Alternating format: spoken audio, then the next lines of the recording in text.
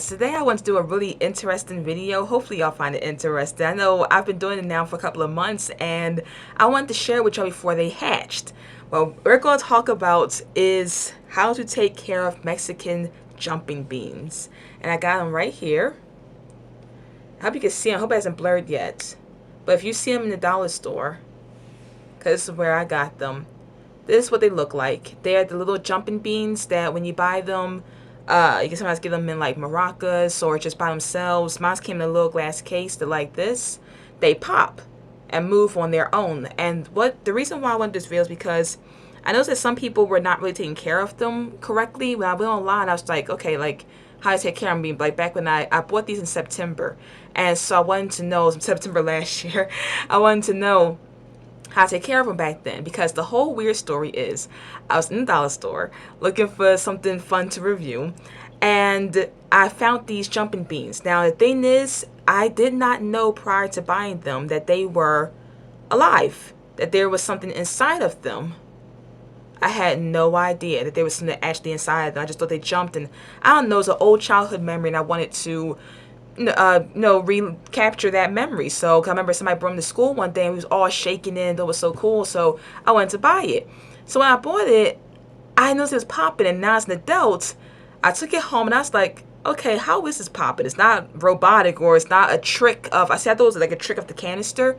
I said, something's inside these beans. So I looked them up and lo and behold, there is something living inside of them. It is a larvae, a caterpillar, larvae, maggot, whatever you want to call it, is living inside of the beans. And I had no idea I was bringing home a bug bean. And when I found that out, most of me wanted to throw it in the trash. I was terrified. But then I realized, I said, wait a second. I now brought this creature into my home and it's alive, and now it is under pet. It is no longer a bug, it's a pet now. I can't just toss it into the trash or freak out. So I found out a whole bunch of information on it. And what I found out was, number one, don't shake them. Ironically, I know when I first bought them, I was shaking the freak out of it. I was having a good time doing like this, trying to make it pop. Ironically, they pop more when you don't shake them up. They right now they're not moving at all because I'm touching it. But when I leave it alone, it just be pop, pop, pop, moving all the time. So they actually move more when you don't shake them up.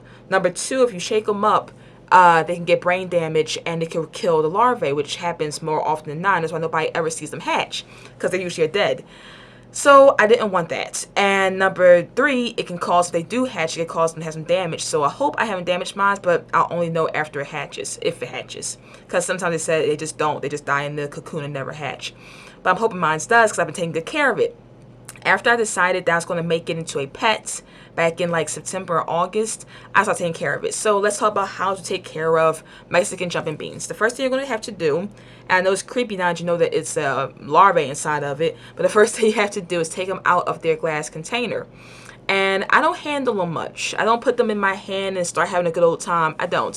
What I'm going to show y'all in a few minutes is I take them out and I put them on a paper towel. Don't dump them, I do take them individually out, and I put them on a little paper towel, a little paper cloth, and then I sprinkle them with water. Now if you have a sprayer, then that's even great. For some reason I don't have one that I can use right now. My only spray bottle I use with like hair supplies and stuff, it's got like oils, and I don't want that on my beans. I want them just to have water. And the reason why you need water is because their natural habitat has water, and the popping was so that they can fall off the tree, land in the ground, and the natural monsoons of where they come from is what watered them. And the little bits of water that you put on them seeps through the little seam. You can't see it, but it's a little seam in the actual shell, and it goes into them and they drink the little drops of water that leaks through, and this is their little home. And so I've been doing this now I do it every 15th of every month, like 15, 16, around the teen areas in every month. And right now this is February 16th, and they tell me when they want to get water. I mean, when things become your pet, you actually care. And every 16th or 15th, they start popping like crazy, because their natural habitat would make them want to pop so they can get that water, and they pop themselves into a situation where they get water. So when I hear them popping, I go and water them. So it's about that time. I wanted to take y'all with me with it. And I also want to cover some things I've been seeing people doing that is not correct. So a lot of people say people to soak the beans. Don't do that. They can actually drown them. That is not their natural habitat. Don't soak the beans. You're not trying to actually eat these things. Don't soak them. They only need a spritz of water. Enough, not like a little bit, but enough. Number two, don't put them back into this canister wet. Whatever canister you got them out of, or whatever you're putting them back into, you gotta let it fully dry after you're done watering it, because if you don't, they're gonna grow mold. And that's gonna be really nasty and horrible. And that's what I've been trying to avoid. So when you water it, when you take your fingers, just splash it with a little bit of water or a spray bottle of water, you can drench it. Like, really get some nice water in it. Don't soak it because it's never going to dry out. But you can get a good amount of water on it, and then you have to let it dry. And it has to dry for hours, because if it doesn't dry for that long, it's not going to dry. So after it's done, like really soaking in that water, then remove it from that wet cloth and put it back into its put it on another dry cloth, and then put it back into the thing. I shouldn't say hours, to be honest. They usually dry in like a half an hour. It's like about maybe 2 hours, and make sure it's really dry. So I'm gonna go do that. I'm gonna take y'all with me, and we're gonna see how I like to water them and put them on the pan. I'm gonna try my best because I'm doing it one-handed, and so it's always very hard to do that one-handed. So you might not get to see me actually put it on the towel, but you will see how I how I water it. So let's get started on that. Okay, so I know it's a little bit dark, which kind of sucks, but this is my area where I like to water them on my desk, because it's far away from my cat, because my cat gets into everything. I don't want her eating them. So I have them right here on a tissue, and I know it's dark. And I have my little cup of water. I take a little cup of water, and there's their canister. And I take my fingers, and I just pluck water on it. Not pluck them, but just pluck water on them to mimic a spray bottle. Like I said, if you have a spray bottle, that's going to work way better. So you might want to invest in a spray bottle. I know they're probably going to be really happy to have some water, because I haven't watered them since last month. And I just take the water from my hand. Just make sure you get some. They don't need a lot. One-handed sucks because it's so dark. But this is my little water. And by the way, it's lukewarm. It's not hot. And it's not cold. Just lukewarm water.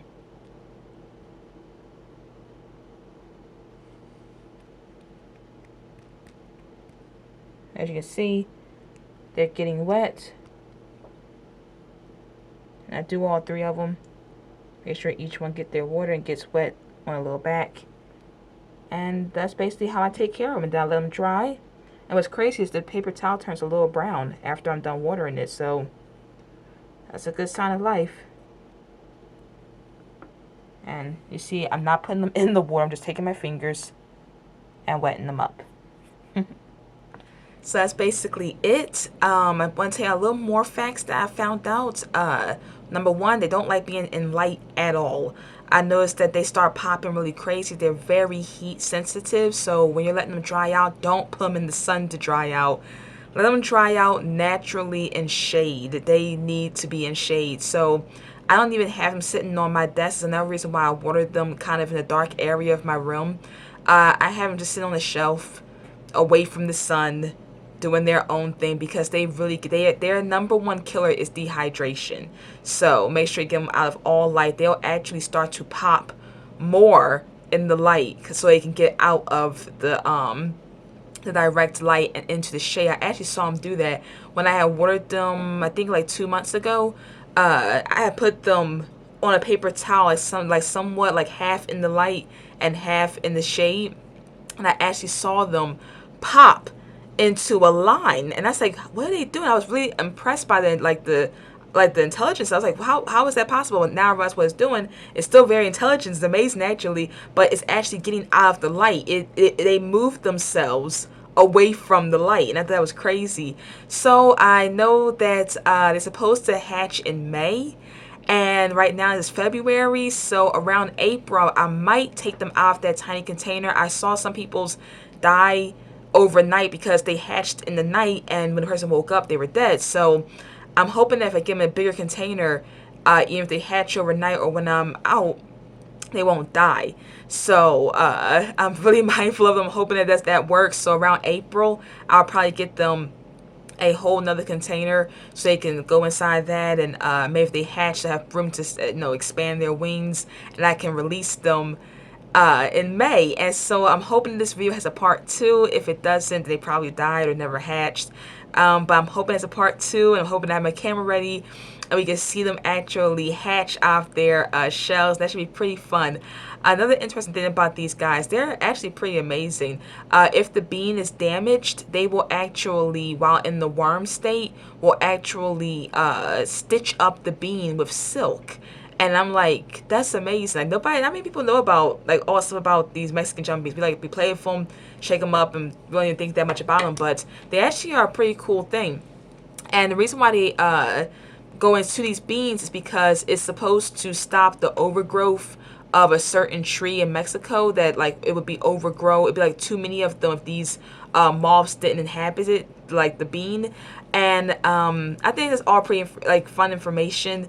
And what else? Oh yeah, and the moth doesn't live very long. It's like a whitish or brownish moth, and they live like a couple of days. So you're not like don't keep them like bound in the house. When mine's hatched, I'm gonna release them the same day if they hatch, but I'm hoping they do.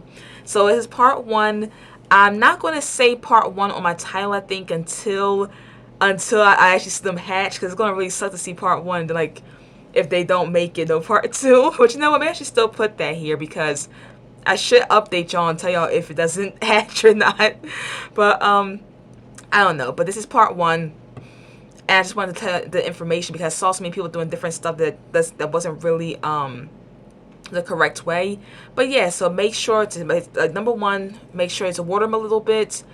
Make sure they dry out before you put them in that container. Make sure they stay in a shaded area, not dark, but nicely shaded. And just watch them, and we'll see what happens. So that's basically it. Like I said, on all my videos, I'm an author. Check out my books and the links back at my channel. And I'll talk to y'all guys later, hopefully more interesting reviews. Okay, guys. Bye.